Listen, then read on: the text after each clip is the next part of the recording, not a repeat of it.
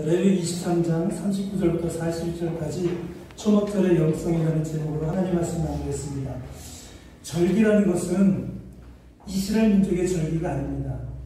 우리 맥주전날도 말씀드렸듯이 절기는 여호와의 절기다 그랬어요. 오늘 23장에 보니까 2절에서도 37절에서도 이는 여호와 나의 절기니라 그래요.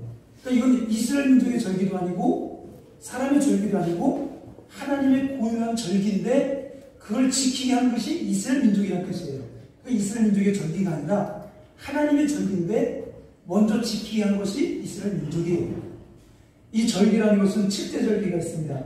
유월절, 무교절, 초실절, 오순절, 또 나팔절, 속죄절, 초막절 이렇게 7개가 있어요.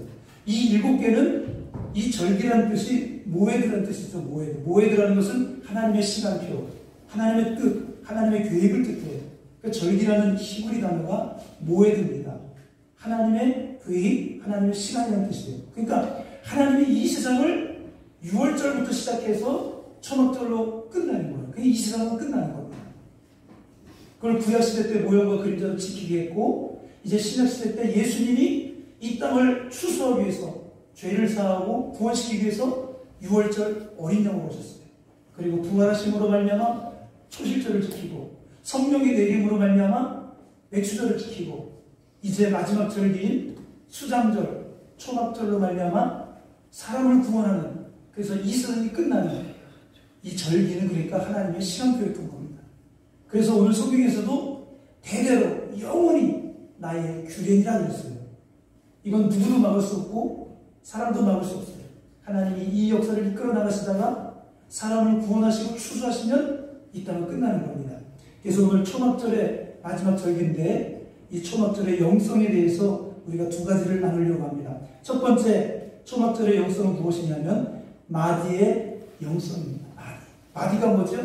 마디가 있고 나무로 치자면 가지들이 있죠. 가지 또는 마디의 영성이에요. 왜 그러냐면 오늘 성경에 보니까 39절에 보니까 너희 토지 소산을 거두기를 마치거든. 또 40절에 보니까 아름다운 나무 실과가 있어요. 열매들이 나오죠. 열매를 거두고 나무에 실과가 있다 그랬어요. 여러분 열매가 뭐예요? 열매는 어떻게 맺혀져요? 열매는 나무가 있고 가지가 있어야 되는 거예요. 죽었다 깨어나도 가지가 없으면, 즉 마디가 없으면 죽었다 깨어나도 열매는 맺혀지지 않습니다.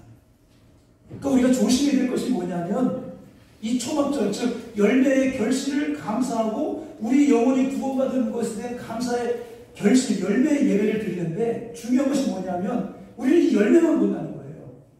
열매만 보기 때문에 때로는 자기 스스로 영광을 취하고 자랑한다는 거예요. 열매가 열매를 자랑해요. 근데 그렇지 않다는 거예요. 열매가 맺혀지기 위해서는 반드시 뭐가 있어야 된다? 가지가 있어야 된다. 마디가 있어야 된다. 이게 제 말이 아니에요. 요한복음 15장 5절에도 보니까 예수님이 이렇게 말했습니다. 나는 포도나무예요. 그러니까 나무가 있는 거예요. 그리고 너희는 가지다. 이 가지는 어디 붙어 있어요? 하나님께 붙어 있는 나무예요. 하나님께 붙어 있는 포도나무에 붙어 있는 가지예요. 그리고 가지 끝에서 뭐가 맺혀져요? 열매가 맺혀져요. 근데 가지 중에서도 올해 처음 싹이 난 가지에서 꽃을 피고 열매를 맺는 거예요. 그 작년의 가지, 그 전년도의 가지, 그 전전년도의 가지. 맨 마지막 가지가 고장이 나게 되면 그 전년도 가지에서 또 가지를 보내요. 그래서 거기서 열매를 맺어요. 그 열매는 가지의 맨 끝에서 맺히는 거예요. 열매를 맺기 위해서는 반드시 마디가 있어야 돼요. 가지가 있어야 돼요. 그래서 가지가 무엇입니까? 가지란 열매를 맺었던 경험이 있는 것으로서 그 다음에 또 다른 가지를 내주고 그 내어준 가지에 양분을 계속해서 공급해주고 그래서 꽃이 피고 열매를 맺게 해주는 것이 가지의 역할이라는 것입니다. 그래서 이 가지는요 열매가 무엇인지 알아요.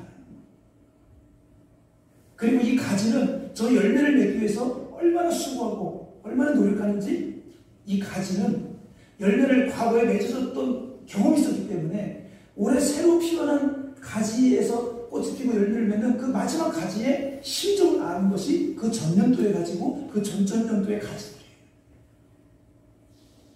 여러분, 곡식이 풍성해지고 많은 열매를 거두고 우리 영혼이 이렇게 다 추수가 돼서 예수의 영을 받고 복음을 받고 알고 되었잖아요. 이렇게 된 것이 나 혼자 된 것이 아니에요.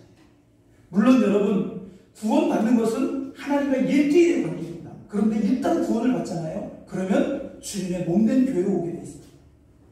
교회는 몸이잖아요, 몸. 그래서 구원은 죄사함 받고 구원받는 것은 하나님과 1대1의 관계예요. 근데 신앙생활은, 믿음 생활은 몸을 통해서 하는 겁니다.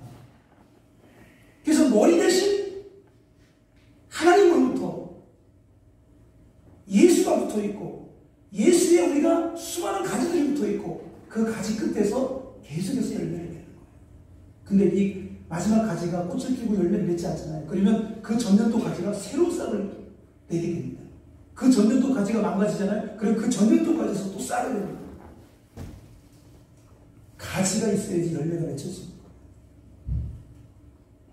고린도전서 11장 3절에 보니까 여자의 머리는 남자예요. 남자의 머리는 그리스도예요. 그리스도의 머리는 하나님이라고 합니다. 구원은 어떻게 받는다고요? 하나님과의 1대1의 관계로 구원받아요. 그러나 구원받은 성도들은 신앙생활, 믿음 생활을 하는데 그때부터는 몸을 통해서 신앙생활을 하게 되어 있습니다. 하나님이 그렇게 만들어놨어요. 그래서 교회를 하나님이 만든 거예요. 교회는 예수님의 몸이거든요. 부활하신 몸이거든요. 그래서 어떤 사람은 그래요. 나는 혼자 예수 믿을 거야. 나는 교회도 필요 없고 목사님도 필요 없고 장로님도 필요 없고 다 필요 없어. 난 하나님의 1대1로 신뢰하고 1대1로 기도해서 응답받고 1대1로 성령 충만할 거야.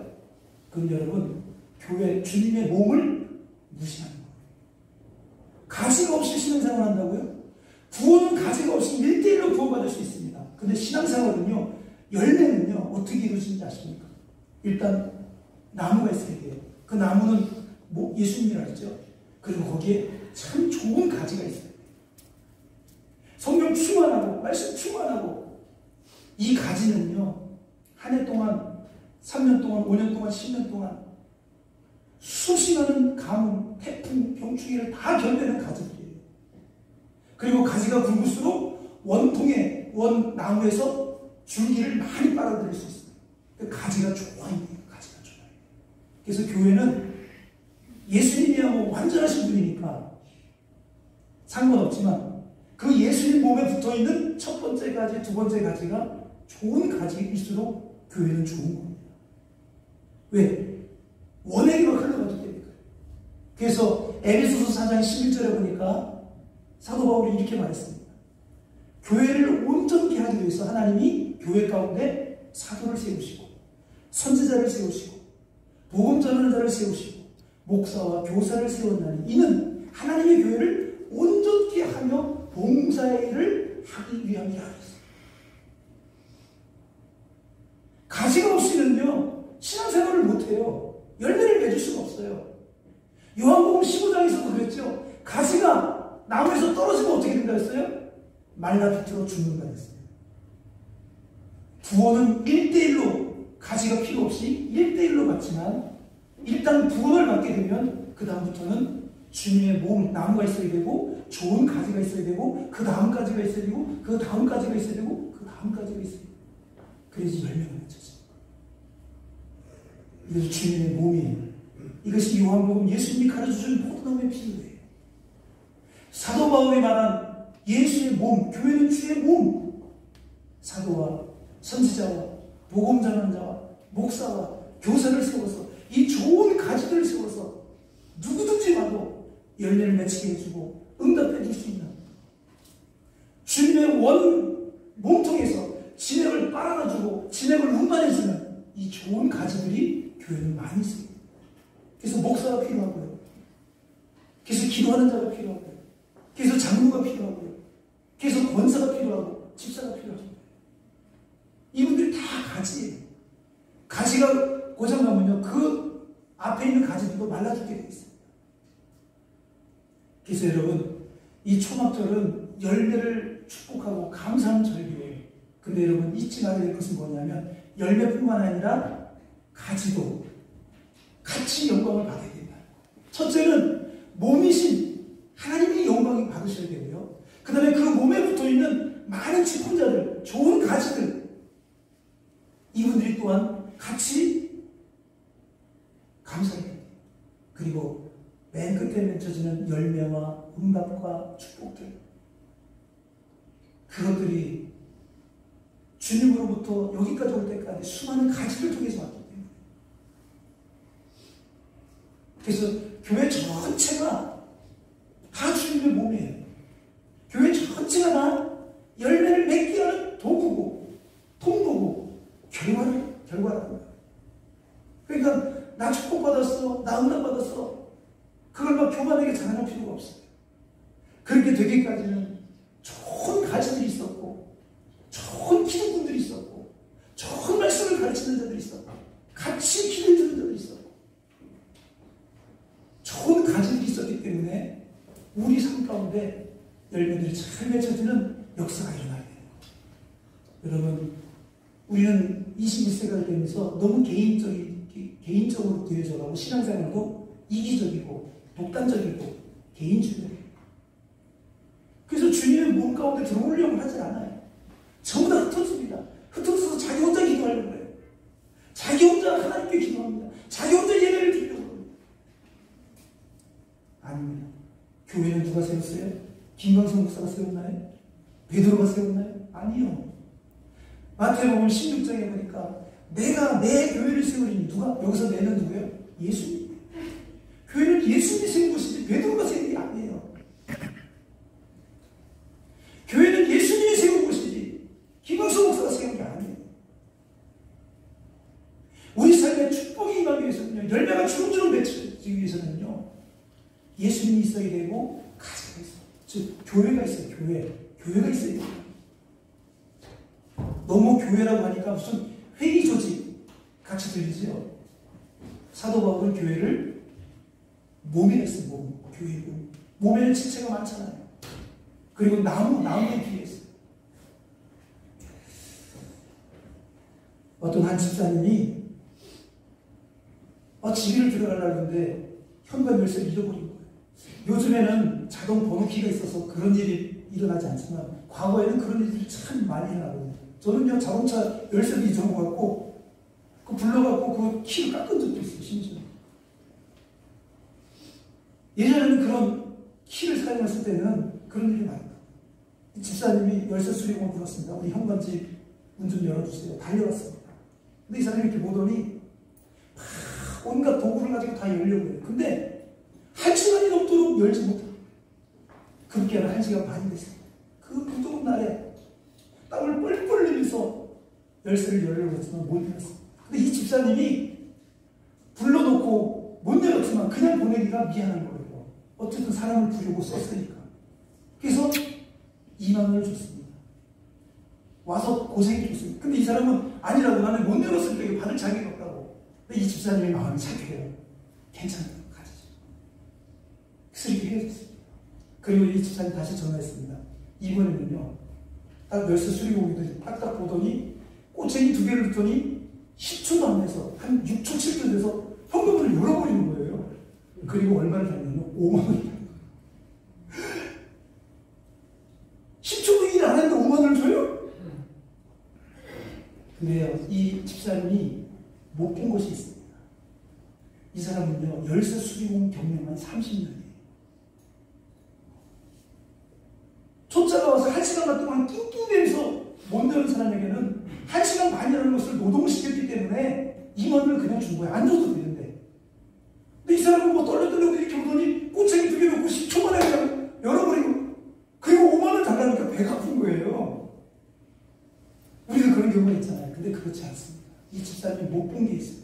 그 사람은 1시간 반 동안 수고했지만 앞에 사람은, 뒤에 온 사람은요, 30년을 그 창피를 당하면서, 자기도 못 열었을 그 과거의 시간이 있었거든요.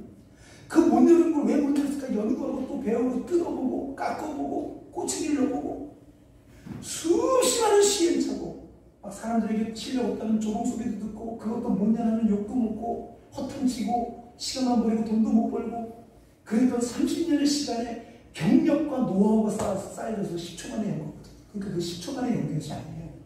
30년 만에 연 거예요, 그게. 제가 왜 이 얘기를 하지 아세요? 가지는요, 그냥 가지가 아니에요. 5년 예수 믿고, 10년 예수 믿고, 20년 예수 믿고, 목사가 되고, 장로가 되고, 권세가 되고, 10년, 20년, 30년 믿으면서 온갖 것을 다 경험해요. 영적으로도 경험해보고, 마귀도 경험해보고, 시험도 경험해보고, 성령 충만도 경험해보고, 말씀 충만도 경험해보고, 이런 교회도 경험해보고, 저런 교회도 경험해보고, 그럼에도 불구하고 가지 다 붙어있는 사람, 환경과 사람에 상관없이 사람이 어떤 말을 해도, 사탄이 어떤 시험을 줘도, 환경이 어떤 어려움이 있어도 하나님을 알기 때문에, 예수님이 어떤 분이 알기 때문에 그런 모든 역경과 고난 속에서도 끝까지 가지에 붙어있는 이 가지, 이게 여러분 하루아침에 되는 것이 아니에요. 그러니까 여러분, 우리 가운데 일어나는 모든 열매들은요, 첫째는 하나님의 은혜지만 두 번째는요, 큰 역경과 고난 속에서 수십 년 동안 주님 앞에 다 붙어있는 이 가지, 이들의 엄청난 수고, 엄청난 희생, 엄청난 기도, 그것 때문에 그 진액이, 하나님의 진액이, 예수님의 진액이 그 가지를 통해서 열매까지 오게 된다는 거예요. 제가 신학교 때요, 곽선희 목사님 아시죠? 곽선희 목사님이 그때 당시 한국교회에서 최고의 설교 1인자입니다. 설교를 그렇게 잘해요. 논리적이고, 그냥 부흥회로 왔어요. 근데 이 곽선희 목사님이 그런 말 했습니다. 나는 주일날 설교 주문하는데 45분밖에 안 걸린다. 그 신학생들이, 이 초짜 목회자 후보생들 신학생들이 와 그런 거예요. 그 증거가 있어. 내 사무실에, 목욕실에 들어가는 시간과 원고를 비서에게 주는 그 비서가 이걸 알아. 그 곽선희 목사님은요, 45분이면 설교 준비하는데 저도 못하거든요. 저도 주일 준비하는데요, 며칠이 걸려요. 새벽 예배 그 5분 10분 하는 설교도요, 1시간, 2시간, 3시간씩 준비해요. 한 학생이 손을 들었습니다. 어떻게 그게 가능하죠? 그랬더니 그 곽선희 목사님 뭐랬는데, 이 맹추야. 그게 목사님 다 알아요. 신학생들은요, 초짜, 이제 목회자 후보생들은요, 그 이해를 못해요. 대단한 실력이 있다고 생각하고, 무슨 어떤 좋은 주석이 있나? 목사님한테? 자꾸 그런 쪽으로 생각해요. 근데 목사님이 그 말할 이유가 있어요. 목사님은요, 30년, 40년 동안 목회하면서 울어보기도 하고, 상처받아보기도 하고, 성경 읽고 또 읽고 또 읽고 또 읽어보기도 하고, 인생을 3, 40년 살면서 온갖 일을 경험하고, 그 45분이요, 45분에 나오는 게 아니에요. 30년, 40년에 그 목회의 시름, 하나님과 시름 속에서 나오는 것이 그게 하루치기 그게 45분이 되는 게 아니에요. 왜 이런 말을 한 겁니까? 가지들이 그만큼 수고했습니다. 가지의 역할이 그렇게 중요하다. 교회는 주님의 몸이죠. 이 몸에 붙어있는 가지가 중요해요. 이 하늘신의 교회는 다 좋은 가지인 줄 믿습니다.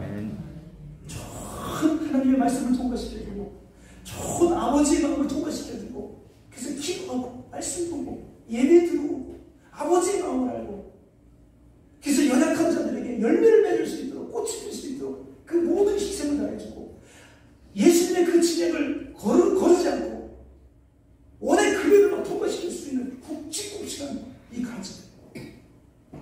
이 가지들이 쫙 있을 때 수많은 그 나무에 열매들이 추럭추럭 맺혀지고 그 전에 꽃이 빵빵하게 피는 거예요.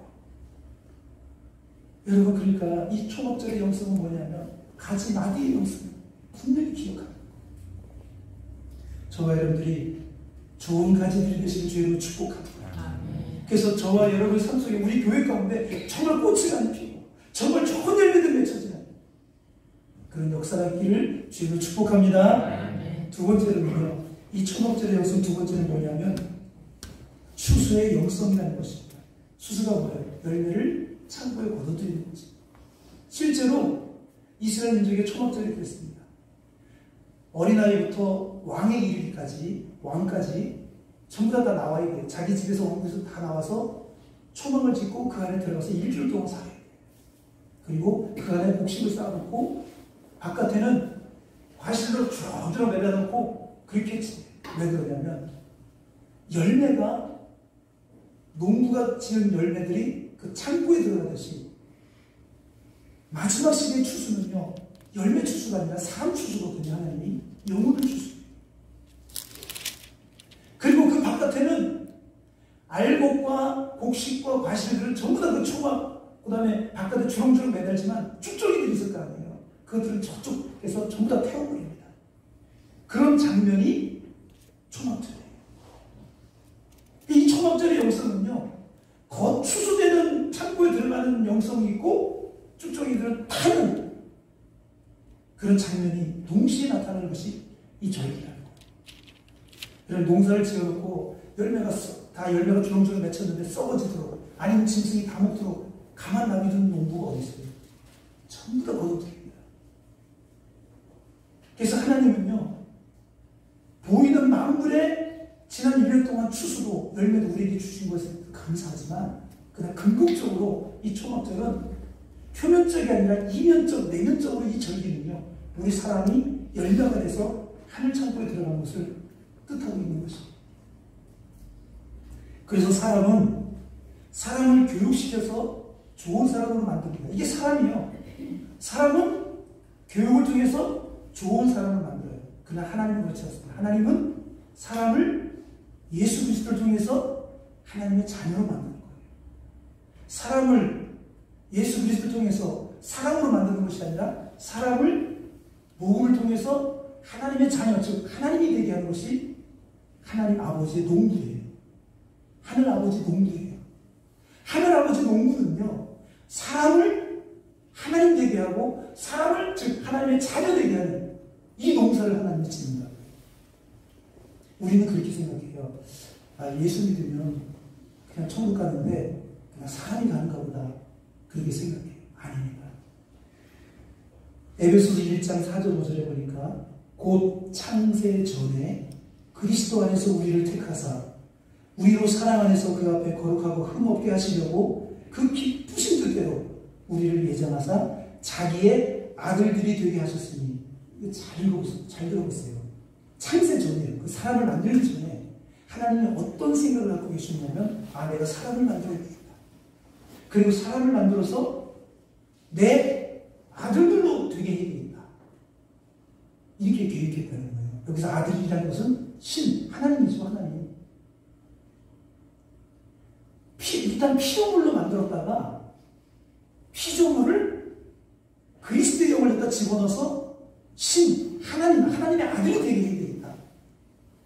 사람을 만들기 전에 이미 하나님이 그런 계획을 갖고 있었다고 에베소서 1장 4, 5절에 기록하고 있어요. 그러니까 창세기 1장 26절에 보니까 하나님이 자기 형상과 모양대로 아담을 만들었으니, 그리고 창세기 2장 1절에 보니까 그 코에 생기를 넣어서 생기를 불어넣으니 생명이 된자. 생명, 살아있는 영. 다른 말로 말하면 고린도서 15장에 보니까 아담의 영. 사람의 영을 아담의 영이라고 해요. 살아있는 영이라고 해요. 하나님은 그러니까 처음에 사람의 영, 아담의 영을 만들었다가 아담으로 살다 아담으로 죽게끔 만드는 게 아니라 일단 피조물인 아담의 영을 만들어요. 생기를 집어넣어서. 그리고 이 아담의 영에 나중에 뭘 집어넣을 계획을 해요? 그리스도의 영, 예수의 영을 집어넣기를 이미 창세전에 계획해요. 그래서 이렇게 만들게 되면 이 피조물이 뭐가 돼요? 하나님의 아들이 되는 거예요. 예수의 영, 그리스도의 영이 들어가서 하나님이 되는 거예요. 그래서 하나님의 자녀가 되는 거예요. 이게 알곡인 거예요. 이게 추수되는 거예요. 그러면 아담의 영이 뭐예요? 아담의 영은 축적이에요. 아담으로 살다가 죄나 짓고 아담으로 죽는 거예요. 그건 축적이에요. 알곡이 아니에요. 반드시 그 아담의 영에 뭐가 들어와야 돼요? 씨가 들어와야 돼요. 무슨 씨? 그리스도의 씨가 들어와야 돼요. 예수의 씨가 들어와야 돼요. 그게 예수님을 영접했다고 해요. 그걸. 그리고 성령을 받았다고 해요.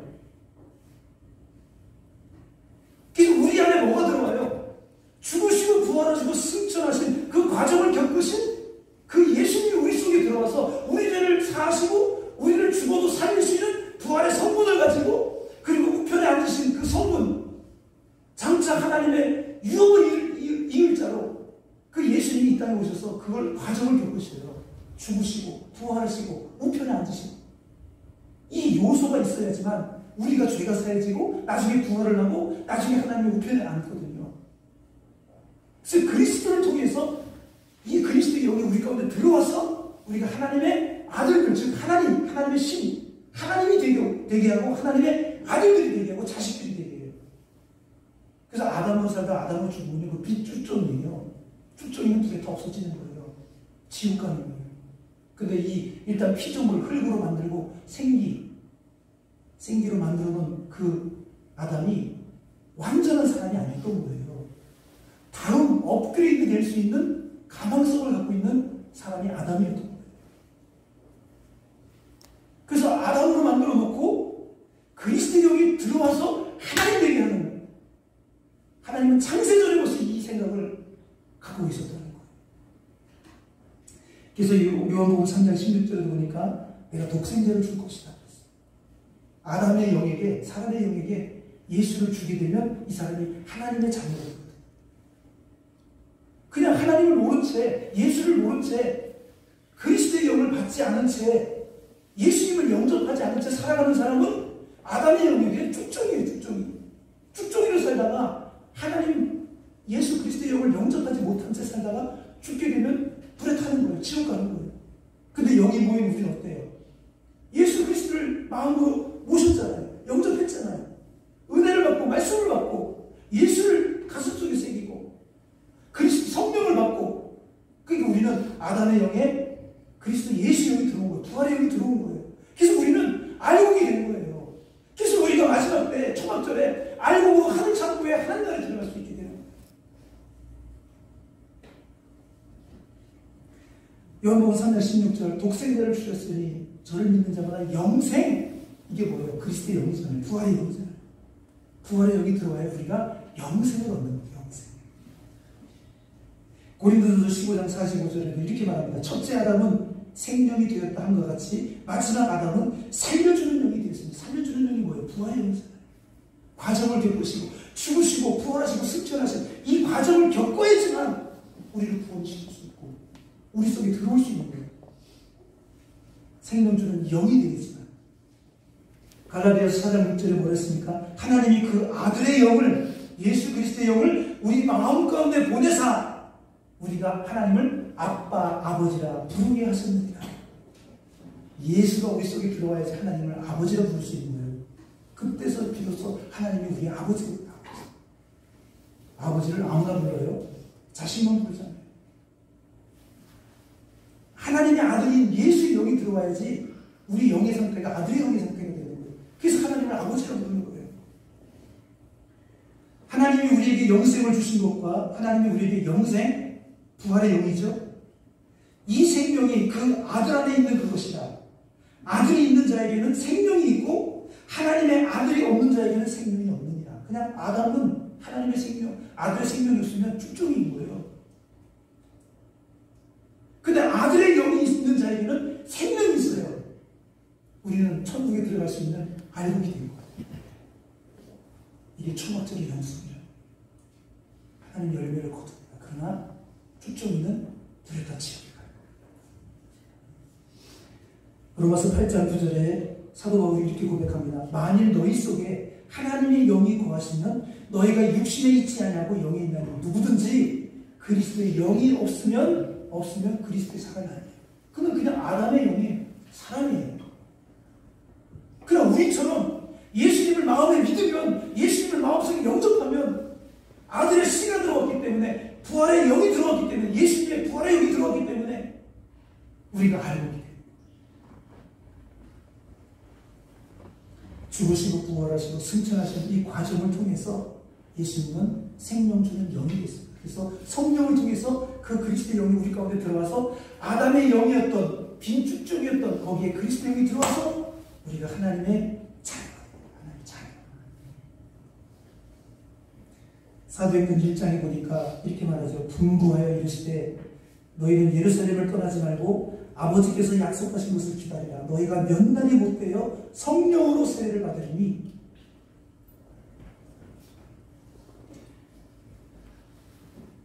몇 날이 못되게 뭘 받는다고? 성령으로 세례를 받아. 그리스도의 영이 너희 속에 들어갈 거다.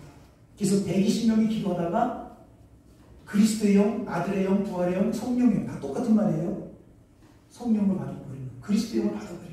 그래서 이 120명은 쭉정이가 아니라 그때부터 알곡이 됐고 아들의 영이 들어가 버렸습니다. 이 120명이 최초의 알곡들이 됐다. 그리고 이 120명을 통해서 계속해서 그리스도의 복음을 전함으로 말미암아 듣고 영접하는 자는 같이 수수되는 역사가 일어납니다.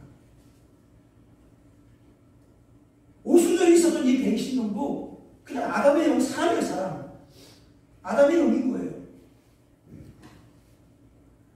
그리스도의 명수리가 하늘 창고에 들어갈 수 없는 상태인데 성령이 내리니까 부활하신 예수의 영이 성령으로 오시니까 120명이 전부 다 성령을 받고 그리스도의 영을 받아서 어떻게 됐어요? 알곡이 천국 들어갈 수 있는, 천국 창고에 들어갈 수 있는 하나님이 농사를 짓는 거죠. 산 농사를 짓는 거예요. 성령을 통해서 아들을 통해서. 우리가 잘 알고 있듯이 영접하는 자, 곧 그 이름을 믿는 자에게는 뭐 그냥 믿는 거야 아니면 영접하는 거예요. 영접이에요. 영접. 영접하는 자, 곧 그 이름을 믿는 자에게는 하나님의 자녀예요. 이 자녀, 그리스도의 영이 들어와야지만 천국 창고에 들어가는 겁니다. 이 사람들은 어떻게 해요? 본향을 생각하게 돼 있어요. 본향. 우리의 본향이 어디죠? 천국이죠. 예수 그리스도가 하늘에서 왔기 때문에 그 하늘의 영이 들어왔기 때문에 우리의 본향도 이제 하나님 나라가 되는 거예요. 히브리서 11장 14절에 보니까 그들이 나온 바 본향을 생각하였더라면 돌아갈 기회가 있었으니와 그들이 이제는 더 나은 본향을 사모하였으니 곧 하늘에 있는 것이다. 히브리서 11장에 보면 수많은 믿음의 사람들이 나오고 순교하고 죽임을 당하고 기적을 경험했던 이 믿음의 선진들이 나와요. 그러면서 뭐라고 말하냐면 그들이 고향이 있었으면 고향으로 돌아갔을 일이와 그러나 새로운 고향, 본향, 더 좋은 본향이 있기 때문에 그들의 고향으로 돌아가지 않았다. 뭐 아브라함은 갈대우르로 안 들어갔어요. 자기 고향을 안 갔어요. 천국의 고향이기 때문에. 전도서 3장 11절에 보니까 이렇게 기록하고 있습니다. 하나님이 사람에게는 영혼을 사모하는 마음을 주셨습니다. 사람은 그렇게 살아요. 이 땅은 하나님 나라의 모형과 그림자입니다. 본향은 어디에? 하나님 나라. 영국의 해양학자 제키 크루트가 제키 크루트라는 박사가 이 물고기 생물들을 연구하기 위해서 큰 어마어마한 수족관을 만들었습니다. 그리고 그 더러운 바닷물 말고 깨끗하게 만든 인공 바닷물을 만들어서 너희들 환경을 좋게 해서 거기다 물고기를 집어넣었습니다. 근데요, 하루가 다른 거예요. 하루가 지날수록 물고기 상태가 다른 거예요. 비실비실되고 심지어는 막 죽는 역사예요. 바닷물과 똑같은 성분을 가진 인공으로 만든 바닷물을 갖다 놓고 질병이 없는 필터로 걸러서 좋은 물을 만들어 놓고 물고기를 갖다 놓고 이제 행복하게 살아. 내가 연구하게 했는데 물고기들이 얼마나 살지 못하고 다 죽는 거예요. 이상하다. 그래서 이 물고기를 다시 원래 고향인 바다에 딱 빠뜨렸더니 얼마나 쌩쌩하게 돌아칩니까? 아무리 여러분 깨끗한 바닷물을 인공적으로 만들어도 그건 물고기가 알아요. 내 고향이 아니냐. 좀 지저분하고 파도가 튀고 그래도요. 바닷물이 원래 고향이 있는 거예요. 거기 가야 살맛이 나고 쌩쌩하고 속도가 나는 거예요. 우리 주변에 보게 되면 그 새우를 양식하는 논들이 있잖아요. 이렇게 웅덩이를 파놓고 막 이렇게 막 물레방아 돌리면서 새우를 막 많은 새우를 양식하잖아요. 그게 다 인공 바닷물입니다. 그 바닷물은 소금을 갖다 놓고 만든 바닷물이에요. 그래서 새우들이 잘 죽어요. 그러니까 거기다 항생제를 타갖고 막 이게 양식하거든요. 안 좋아요. 새우들도 아는 거예요. 이거 내 고향이 아닌데? 이 인공으로 만든 거죠, 사람. 그나마 바닷물을 떠다가 그렇게 양식하는 건 조금 나요. 그래도 그건 한계가 있습니다. 새우가 죽지 않고 잘 사는 곳은 바다에 바다. 여러분, 우리가 사람이 처음에 하나님이 아담을 만들었잖아요. 아담의 영을 만들었잖아요. 그거는 완전한 상태가 아니에요. 거기다가 그리스도의 영을 집어넣어서 업그레이드 시켜서 피조물을 하나님의 자녀가 되게끔 만드는 것이 하나님의 원래 창세전부터 계획이었다고 성경이 기록하고 있어요. 이 예수를 만나면요, 이 예수를 믿기 시작하잖아요. 그럼 어떤 일이 벌어지냐면 원래 본향을 그리워하고 찾아가게 돼 있어요. 이 세상은 인위적으로 인공적으로 하나님이 만든 피조 세상이에요. 모형과 그림자의 천국. 그러니까 여기가 잘 안 맞아요. 예수를 만나면은 본향을 찾게 됐어요. 천국을 찾게 됐어요. 천국의 지배를 받고, 천국의 통치를 받고, 천국의 말씀을 먹으면서 최고 행복스럽게 살아가게 됐어요. 이게 바로 초막절의 영성. 세상 사람들 보십시오. 그들은 영적으로 축적입니다. 그냥 아담의 영 축적이 그 안에 그리스도의 씨앗이 안 들어가 있어요. 열매가 안 들어가 있어요. 그리스도의 영이, 예수 영이 안 들어갑니다. 그들은 그냥 축적인 채로 살다 죽는 거예요. 그러니까 빨리 우리들이 그들에게 복음을 전해줘요. 그렇지만 그들도 그 아담의 영에 성령으로 그리스도의 부활의 영이 들어가서 그들도 하늘 천국에 올라갈 수 있는 열매들이 되기 때문에 그렇다는 거죠. 여러분, 초막절의 열쇠는요, 수수입니다. 거두는 역사입니다. 저와 여러분들이 어떤 사람인가를 이 초막절을 통해서 분명히 깨닫고, 아, 우리는 축적이가 아니야. 우리는 아담의 영이 아니야. 우리 그리스도의 영이야. 하나님의 자녀라고. 하나님의 자녀들이 축적인 세상을 따르는 이유가 없는 거예요. 잠시 산다 살다가 끝나는 거예요, 그 세상은. 그냥 우리는 지금 영생을 누리고 있는 거예요. 하나님을 누리고 있는 겁니다. 기도하면 역사하고, 말씀 붙잡으면 하나님이 역사해주고, 마지막 날 우리를 하나님이 사람 농사를 지셔서, 아들을 통해서 농사를 지셔서 전부 다 내게 오는 자는 한 사람도 빼앗기지 않을 것이라고 예수님이 약속해주거든요. 예수를 믿는 자는 한 사람도 빼앗기지 않는 거예요. 다 거두시겠다고, 천국으로 다 집어넣겠다고 약속해주고 있어요.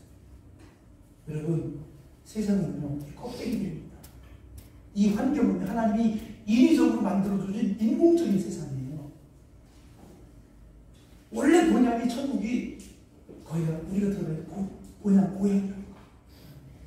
여러분, 이 세상에서 인공적으로 만들어준 이 피조된 세상에서 천국을 사모하고 천국의 일을 하고 복음을 전하다가 마지막 날 추수당하는 저와 여러분 되시기를 주님을 축복합니다. 이 말씀 생각하시면서 찬양 부르시고 기도하는 시간 갖겠습니다. 우리 여기까지 오게 하신 하나님, 우리 가지들을 세워주시고, 그리고 우리를 먼저 이렇게 쭉정이가 아닌 예수의 영을 받을 수 있도록, 영접할 수 있도록, 믿을 수 있도록, 하나님의 자녀가 될 수 있도록, 천국으로 수수돼서 올라갈 수 있도록 열매가 되신 하나님께 찬양을 부르시면서 생각하시면서 찬양하겠습니다.